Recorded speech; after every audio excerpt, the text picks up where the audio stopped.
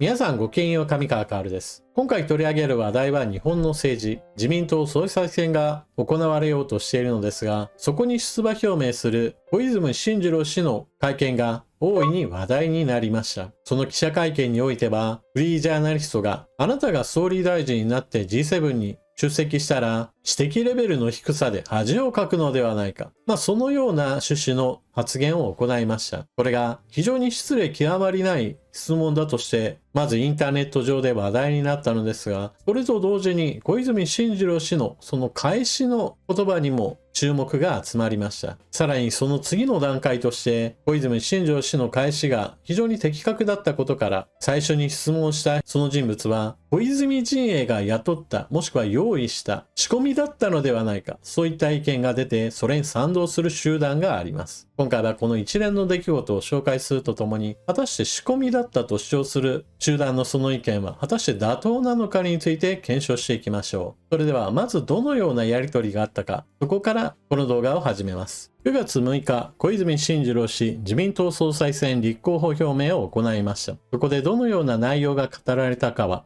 動画の後半でご紹介しようと思います。小泉進次郎氏の出馬表明、そしてどのような政策を掲げるかについての話をした後、記者会見が行われ、記者との質疑応答が行われました。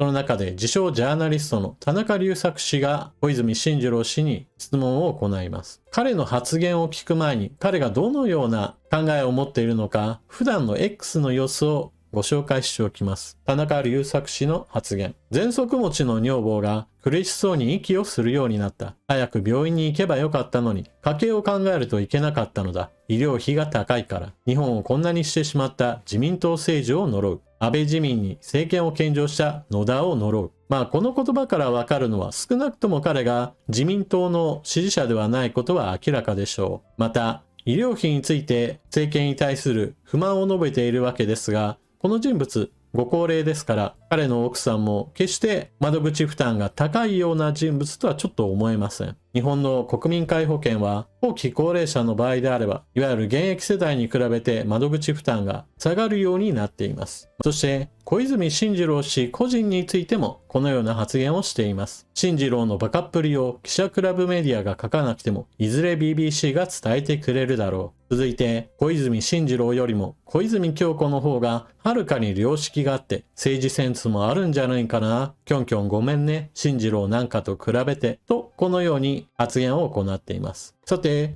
どのような人物であったかをご紹介した後に彼の発言を見てみましょう。自称ジャーナリスト田中隆作氏の発言。小泉さんがですね、この先首相になってG7 に出席されたら知的レベルの低さで恥をかくのではないかと皆さん心配しております。で、それこそ日本の国力の低下になりませんでしょうか。それでもあなたはあえて総理を目指されますか。この発言内容については動画の説明欄に記者との質疑応答ノーカット部分が1時間分 YouTube に投稿されているので、前後含めて全てを見たい方はそちらでご覧ください。誰かに向かって知的レベルの低さでといった話をし始めるあたりに、すでにかなり無礼極まりない発言なわけですが、今回の発言が注目されたのはその後の小泉進次郎氏の返しにも注目される理由があります。小泉進次郎氏、私に足らないところが多くあるのはそれは事実だと思います。そして完璧ではないことも事実です。しかし、その足りないところを補ってくれるチーム、最高のチームを作ります。その上で今まで培ってきたものを一人一人と各国のリーダーと向き合う覚悟、そういったものを私はあると思っています。各国のリーダーも多様な方がいますけど、自民党の中もなかなか多様な方が多く、そういった中、15年間野党の経験、与党の経験を積み重ねてまいりましたと自らについて言及。続けて、そういったことをしっかりと国際社会の舞台でも発揮をしていって、国民の皆さんに大丈夫だなと安心感を持っていただけるように最大限努力していきたいと思います。と、ここで田中隆作氏に改めて名前を尋ねます。この後、話の中に田中さんという形で呼びかけが入るようになります。田中さんにこのような指摘を受けたことを肝に銘じて、これからあいつマシになったなと思ってもらえるようにしたい。ちなみに田中さんの指摘で思い出したことは、同じような質問を環境大臣の最初の記者会見でご指摘いただきました。2年間環境大臣を務めた後に、そのベテランの記者からは退任の時に花束をもらう関係になりました。田中さんともそうなれれば嬉しいです。田中隆作氏、わかりました。勉強してくださいよ。小泉進次郎氏、はい、ありがとうございます。と、これが質疑応答の最初から最後までです。なお、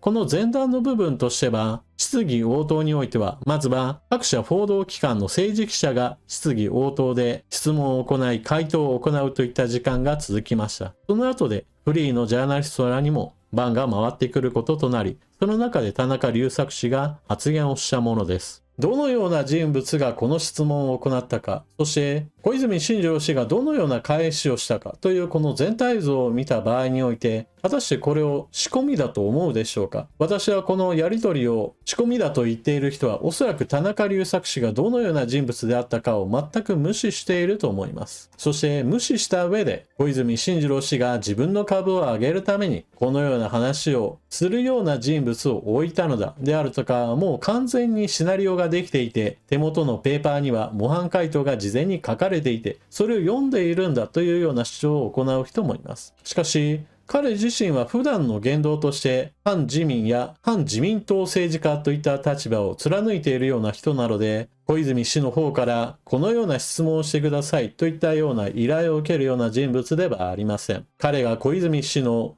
仕込んだ人物であるといった主張をしている人の方があまりにも前提条件を無視しているか知らないかのどちらかだと私は思います。そして彼が小泉氏側からの仕込みではないことがわかるようなその後の言動、ネトウヨあるいはネトウヨもどきからのクソリプが雲下のごとく湧いてくる。進次郎の知的レベルを問う田中の質問が自民党筋にはよほど答えたんだろうねといった具合にして、彼自身は非常に素晴らしい質問を彼に投げかけたと思っていて、自分に対する批判の声が来ると、これはきっと自民党の支持者たちに対して痛いところをついたんだな、うまくやったな自分という具合にして自らの行動を非常に満足している様子がわかるのです。ちなみに彼が自称ジャーナリストとして有名なのは、こういった話題などもあります。例えば少し前になりますが、都知事選についてこのような発言などを行いました。令和の党員たちがすでに事実上のスタッフとして蓮舫陣営に入ってチラシ配りなどに汗を流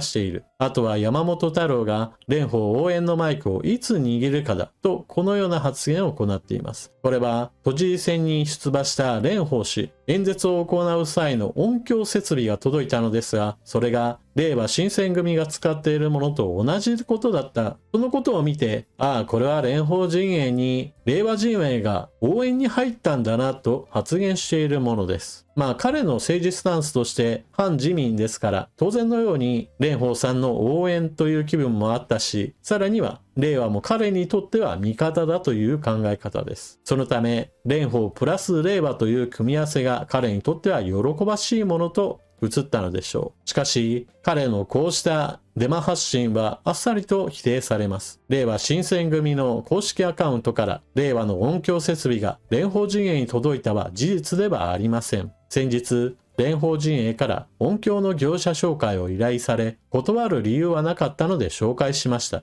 それだけの話です。つまり音響設備を持っている会社があって、そこからレンタルで使用していただけというわけです。そこに政治的な意図はなく、選挙関連の機器を貸し出している会社でいいところがあるよという話が出ただけの部分で、蓮舫陣営と令和が共同戦線を張るという話とは全く無関係な幻想だったわけです。というわけで、私の判定は、田中隆作氏による、あなたが総理大臣になって G7 に出席したら知的レベルを疑うレベルだという質問をしたこの人物、小泉陣営が用意した人物ではなく、根っからそのように考えていて発言しただけのことであり、非常にナチュラルな発言だったというのが私の結論です。インターネット上では日本保守党のように彼が頼まれていったんだみたいな形で、そうだそうだやらせだ仕込みだというような一部集団がいるわけですが、こちらもまた自称ジャーナリストの方がそうだと思い込んでいるだけではないかなと私は思います。さて続いては、せっかく小泉進次郎氏の話になったので、デマについての検証だけではなく、彼がどのような主張を行っているか、総裁選出馬表明の本来の部分について触れましょう。こちらは日本テレビが実施した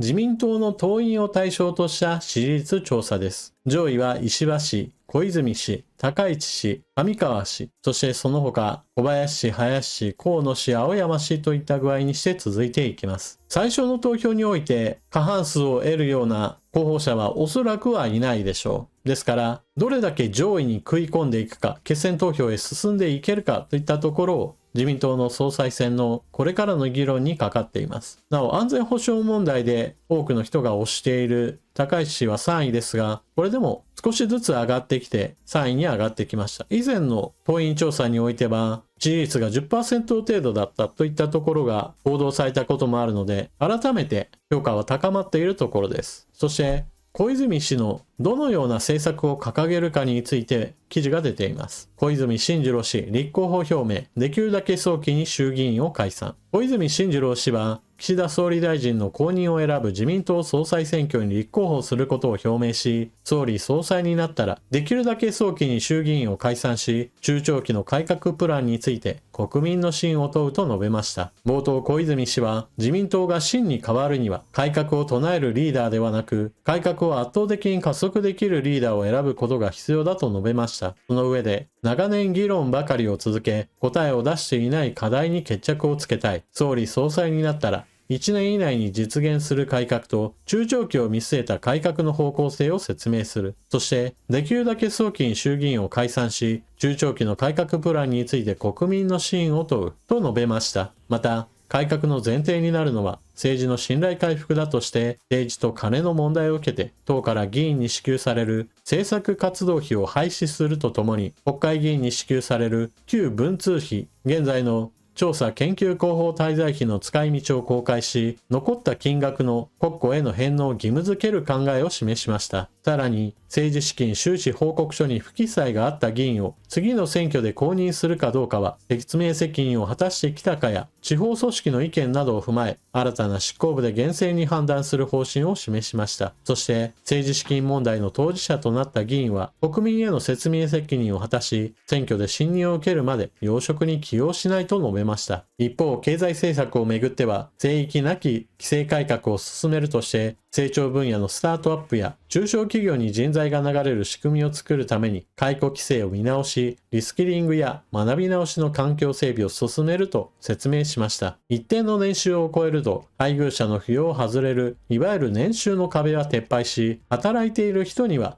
原則厚生年金が適用されるよう制度を見直す方針を示しました。また、一般のドライバーが有料で人を運ぶライドシェアを全面的に解禁する考えを示しました。憲法改正をめぐっては、自衛隊を明記することがダメなのかどうか国民に聞きたいと述べ、国民投票を実施したいという意向を示しました。選択的夫婦別姓については、認める法案を国会に提出する方針を示し、30年以上議論を続けてきたこの問題に決着をつけ、一人一人の人生の選択肢を拡大すると強調しました。ただ、法案を採決する際には、党議拘束はかけないとしています。そして、1年で実施するものは政治改革、規制改革、選択肢の拡大の3つだ。戦後80年の来年2025年にこの3つの改革を断行すると述べました。例年行っている終戦の日の靖国神社への参拝を総理大臣になった場合も続けるか質問されたのに対しては、今後については適切に判断すると述べました。さて、彼の発言の中で政策が様々に出てきたわけなので、ここから本来であれば、